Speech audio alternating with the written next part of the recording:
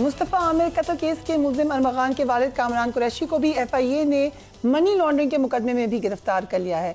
FIA ने मुल्जिम कामरान कुरैशी की जिस्मानी रिमांड के लिए अदालत से रुजू किया, जिस पर जुडिशल मजिस्ट्रेट ने मुताल्लिका अदालत से NOC तलब करते हुए कहा है कि आप मुताल्लिका अदालत से NOC लेकर आएँ। सेंट्रल जेल कराची में गैर कानूनी असलहा और मंशियात बरामदगी केस की समाअत हुई।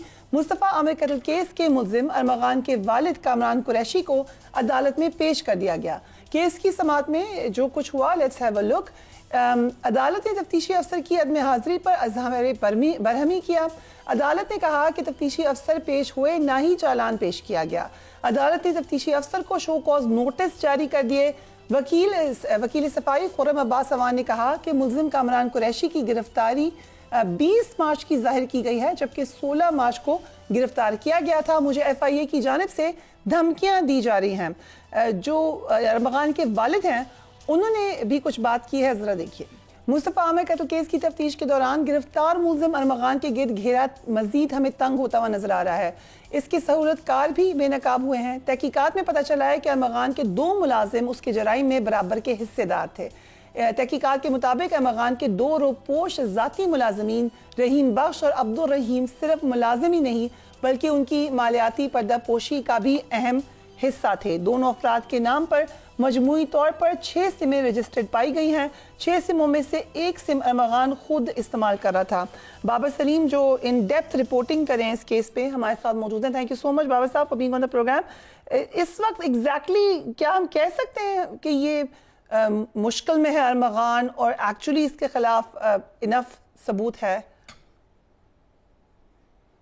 यू मोस्ट वेलकम फरिया साहिबा। देखिए मुश्किलात तो हैं बहरहाल, क्योंकि एक केस तो है नहीं और उसमें ना सिर्फ एक किडनैपिंग फॉर रैंसम और मर्डर का केस है, अब तो FIA में मामला काफ़ी आगे जा चुका है और अब सिल्वर नोटिसेस जारी करने के लिए FIA ने बाकायदा लिख दिया है इंटरपोल को। मैं यहाँ थोड़ा सा आपके नाजरीन को ये बता दूँ आपके कि ये जो सिल्वर नोटिस हैं ये इंटरपोल का एक नया प्रोग्राम है जिसके ज़रिए दुनिया भर में कोई भी मुल्जिम ऐसा हो जो किसी मुल्क में उसने जुर्म किया हो, गैर कानूनी तरीके से पैसा कमाया हो और उस पैसे को मुल्क से बाहर ले जाके किसी और मुल्क में या तो इन्वेस्ट किया हो या उससे कारोबार किया हो या उससे कुछ एसेट्स बनाए हो, तो उन तमाम चीज़ों की खोज, छानबीन और वापसी उसके पेरेंट कंट्री में उसको लाने के लिए इन तमाम असासों और पैसे को सिल्वर नोटिस जो है वो इशू किया जाता है। जनवरी 2025 में ये प्रोग्राम इंटरपोल ने शुरू किया है और आज तक सिर्फ एक सिल्वर नोटिस जारी हुआ था। वो एक सीनियर मेंबर इटालियन माफिया का था जिसके लिए इंटरपोल ने जारी किया, और अब जो दूसरा सिल्वर नोटिस है वो जो ये मुल्जिम है अरमगान, इसका जारी हुआ और सिर्फ इसका अकेले का नहीं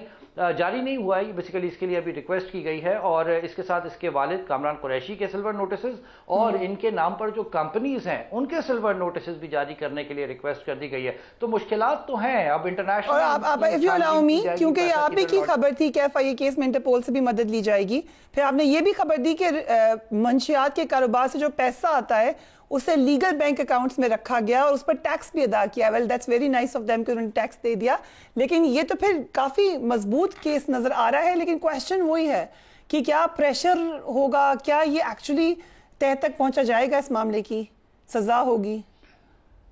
जी देखिए कोशिश तो बज़ाहिर की जा रही है। देखिए FIA की जानिब से, FIA ने तो अभी इन्वेस्टिगेशन शुरू की है, ये अभी बहुत आगे नहीं गई है इन्वेस्टिगेशन। आज तो 5 दिन का रिमांड उनके हाथ आया है अरमगान, उन्होंने 5 दिन इसको इन्वेस्टिगेट करना है, इंटरोगेट करना है, उसके बाद वो फिर कुछ आगे मजीद बढ़ सकेंगे।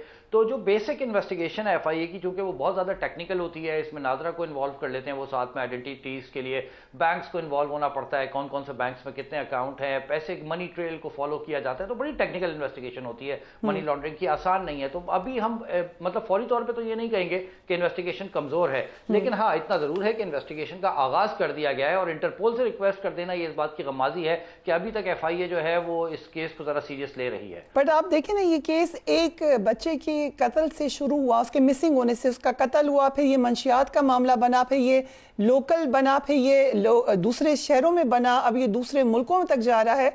तो ये कितना बड़ा नेक्सस एक्चुअली है?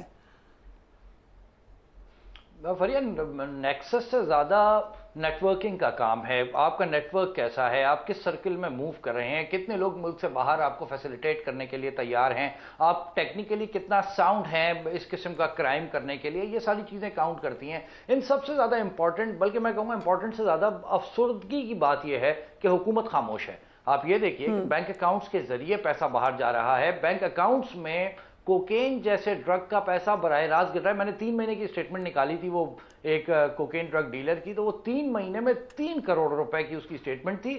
اس اسٹیٹمنٹ کی کو اس نے پریزنٹ کیا 2 ایمبیسیز میں، ان ایمبیسیز سے ویزا لیا اس بینک اکاؤنٹ اور اسٹیٹمنٹ کی بنیاد پہ، ملک سے باہر جا کے گلچھرے اڑائے، واپس آ گیا، دوبارہ ان بینکس میں پیسہ آنا شروع ہو گیا کوکین کا. حکومت کہاں ہے؟ حکومت کہیں نہیں ہے. ایک آپریشن سٹارٹ ہوا تھا، 2 ساحر کو گرفتار کیا، وہ فرحان اور فیضی کو گرفتار کیا CIA نے، اس کے بعد خاموشی ہے. اسی طریقے سے جو کوکین ڈرگ ڈیلرز ہیں وہ کراچی میں ابھی بھی نہیں، پورے پاکستان میں میرے ذرائع بتاتے ہیں کام کر رہے ہیں کھلے عام لوگ جو ان سے کانٹیکٹس میں خرید رہے ہیں، استعمال کر رہے ہیں. اسی طریقے سے جو یہ کالے دھن کا پیسہ ہے جس کو ہم ڈبے کا کام کہتے ہیں کال سینٹرز کا، وہ بھی ہو رہا ہے کسی نہ کسی کی چھتر چھایا میں. بات یہ کہ حکومت کو پالیسی بنانی پڑے گی، انٹروین کرنا پڑے گا، قوانین بنانے پڑیں گے، تب جا کے یہ معاملہ رکے گا، ورنہ یہ سوسائٹی میں اس طرح کام چلتے رہیں گے. آپ نے لاسٹ پروگرام میں نامور ایکٹرز کے منشیات میں ملوث ہونے کا ذکر کیا. آپ یقین کریں مجھے اتنے لوگوں کے میسیجز آئے ہیں، اور آپ کو پتہ نہیں پھر کتنے آئے ہوں گے، اور بڑے نامی گرامی لوگوں کے بھی میسیجز آئے ہیں کہ ذرا بتائیں نام ہیں کون سے. سو اگر وہ میں لسٹ ہی کسی دن شیئر کروں تو بڑی انٹرسٹنگ ہوگی، بٹ آپ کے پاس اصل لسٹ ہے، کوئی نام بتا دیں پھر. ابھی نہیں فریہ، بات یہ ہے کہ مجھے نام بتانے میں کوئی اعتراض نہیں ہے. میں کسی کی ذات پہ کیچڑ اچھالنا سمجھوں گا جب تک قانونی طور پہ ان لوگوں کو کسی دائرے میں نہیں لایا جائے گا. تو وہ کہیں ہے نہیں نا، لکھا ہوا نہیں ہے، پولیس نے انویسٹیگیشن میں لکھا ہی نہیں، انٹروگیشن کے ڈاکیومنٹس میں نہیں لکھا، تو میں کیسے کہہ دوں؟ ہاں میں نے سنا ہے، میرے پاس شاید کچھ ثبوت بھی اس حوالے سے موجود ہیں، کسی ملزم نے کہیں نام لیا ہے تو وہ کہیں ریکارڈ بھی ہو گیا ہے، میں نے وہ بھی سن رکھا ہے. لیکن وہ چیزیں چونکہ قانونی طور پہ پولیس نے ابھی تک کسی انویسٹیگیشن کا حصہ نہیں بنائی، تو میں کس طرح آگے آ کے کسی کا نام لوں؟ سو جو 2 ذاتی ملازمین کا ذکر ہو رہا ہے ارمغان کا، ان کی کیا کہانیاں ہیں؟ یہ عبد الرحیم ہے ایک کا نام، اور دوسرا جو ہے وہ رحیم. دونوں کے ناموں میں رحیم آتا ہے، مجھے ایگزیکٹلی اس وقت دوسرے کا نام یاد نہیں آ رہا. تو یہ دونوں بیسیکلی اس کے ذاتی ملازم تھے. اس نے ان کے نام پہ بینک اکاؤنٹس کھلوائے، اس میں یہ پیسے ڈلواتا تھا. اس کے جو ڈیبٹ کارڈز تھے، ویزا کارڈز تھے، وہ یہ استعمال کر رہا تھا. ان اکاؤنٹس میں جو پیسے آتے تھے، ارمغان بیسیکلی اپنی روزمرہ کی جو ضروریات ہوتی تھیں، بلز پے کرنے ہوں، اس کو کوئی اور کام کرنا ہو، تو وہ سارے پیسے جو ان اکاؤنٹس میں آتے تھے وہ استعمال کرتا تھا اپنے دونوں ذاتی ملازمین کے. یہ ملازمین کچھ عرصے سے منظر عام سے غائب تھے. یہ جو ملازمین ہیں، 2 ملازم پولیس نے گواہ کے طور پہ ارمغان کے کیس میں سامنے رکھے ہیں، جنہوں نے مصطفیٰ عامر کا وہ بلڈ اس کے گھر سے صاف کیا تھا. ایک کا نام زہیب ہے اور ایک پھر میں اس کا نام بھول گیا. خیر، تو یہ 2 ملازمین پولیس نے گواہ رکھے. جس وقت یہ ملازمین کورٹ میں پیش ہوئے تو میں نے ان کے جو کلوز سرکل میرے رابطے میں ہے ارمغان اور مصطفیٰ کا، میں نے ان لڑکوں سے پوچھا کہ بھئی یہ 2 ملازمین تم نے کبھی دیکھے؟ تو وہ حیران، انہوں نے بولا ہم نہیں جانتے، یہ تو کوئی اور نئے ملازمین ہیں. پرانے ملازمین تو کافی 3-4 سال سے اس کے پاس تھے اور بڑا اس کے رازدار تھے، بڑے ضروری کام اس کے کر دیا کرتے تھے. پھر ہم نے ان ملازمین کی کھوج لگانا شروع کی تو FIA نے جو ہے اس کو ڈسکلوز کیا کہ جی 2 ملازمین ایسے ہیں جس کے ناموں پر بینک اکاؤنٹ، جو ان کے نام بے نامی بینک اکاؤنٹس ہیں بیسیکلی، جن میں پیسے اتارے گئے ہیں، اور مصطفیٰ نے معذرت ارمغان نے جو ہے اس پیسے کو استعمال کیا ہے. ہم نے پھر ان 2 ملازمین کا پیچھا کیا، پھر ان کے ہمیں ڈاکیومنٹس مل گئے، ہم نے وہ پبلک کر دیے. اس وقت ہماری اطلاع کے مطابق FIA بھی ان ملازمین تک پہنچ چکی ہے اور ان کے بیانات جو ہیں وہ قلم بند کیے جا چکے ہیں. رائٹ. سو آپ یہ کہہ رہے ہیں کہ اس وقت بھی ارمغان ٹائپ کریکٹرز ابھی بھی پھر رہے ہیں، کوئی سختی نہیں ہے اور وہی ویسے ہی دھندا چل رہا ہے. کیا گائیڈ لائنز دے سکتے ہیں عام شہری کو، پیرنٹس کو؟ what do they need to do to keep an eye؟ دیکھیں، پیرنٹس کو تو بہت زیادہ جو ہے نا وہ الرٹ رہنے کی ضرورت ہے. خاص طور پہ یونیورسٹیز اور کالجز جن کے بچے جا رہے ہیں نا، وہ تو انہیں اس وقت اوقاف کی نظر رکھنے کی ضرورت ہے اپنے بچوں پہ. وہ ان کا سرکل کیا ہے. دیکھیے، سب سے زیادہ خطرناک چیز جو ہے نا وہ گروپ سٹڈیز اور نائٹ سٹڈیز ہیں.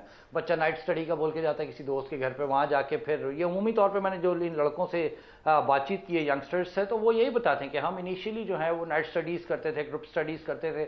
اس میں کوئی 1-2 لڑکے کسی ڈرگ کے عادی ہوتے تھے، ہم نے شوق میں شروع کی، ہمیں مزہ آنا شروع ہو گیا، ہم ایڈکٹ ہو گئے. تو یہ تو نظر رکھنی پڑے گی پیرنٹس کو، کون لوگ ہیں، کن سے ملتے ہیں، ان کے موبائل فونز پر چیک رکھنا پڑے گا, ان کے لیپ ٹاپس پر چیک رکھنا پڑے گا, آئی پیڈس, ٹیبلیٹس, جو بھی مشینز وہ یوز کر رہے ہیں ان پہ, ان ڈیوائسز پر چیک رکھنا پڑے گا کہ کس قسم کا کانٹینٹ دیکھ رہے ہیں, کن لوگوں سے رابطے میں ہیں. اس کے بعد اگر وہ بیانڈ ارننگ ان کی کوئی لیونگز ہیں تو وہ دیکھنا پڑے گا کہ اتنا پیسہ تو ہم اپنے بچے کو جیب خرچ دے نہیں رہے جتنا وہ خرچہ کر رہا ہے. پھر کچھ بہت ٹیکنیکل چیزیں, بچے کا لائف سٹائل, وہ سوتا کتنا ہے, وہ کس ٹائم پہ سوتا ہے, وہ کس طرح سوچ رہا ہے, اس کا اینگر اس میں کتنا ہے, زیادہ جذباتی ہو رہا ہے, غصہ ہو رہا ہے, چڑچڑا رہا ہے, ان چیزوں کو اب فوکس کرنا پڑے گا. اس کے بعد جا کے آپ کو پتہ چلے گا آپ کا بچہ جو ہے وہ کہاں کھڑا ہے. لیکن اس کے ساتھ ساتھ قانون نافذ کرنے والے اداروں کو اور حکومتوں کو سنجیدگی سے لینا پڑے گا اس کیس کو, اور اس کی بنیاد پر سخت قوانین بنانے پڑیں گے. منشیات فروشی میں ملزم پکڑا جاتا ہے, ہفتے بعد باہر آ جاتا ہے, کوئی بڑی بات نہیں ہوتی, کامن پریکٹس ہے, کامن روٹین ہے. کراچی میں 15 دن 20 دن جیل کسٹڈی ہوتی ہے, ضمانت لیتا ہے, باہر آ جاتا ہے. یہ ضمانت والا سسٹم ختم کرنا پڑے گا, ایسے قوانین بنانے پڑیں گے. گرفتار ہونے کے بعد ضمانت نہیں ہوگی جب تک کہ کیس کا فیصلہ نہ ہو جائے. اس قسم کے قوانین ہوں گے تو شاید کچھ سدھار ہو معاشرے میں, ورنہ یہ زہر تو بہت پھیل چکا ہے اب. رائٹ.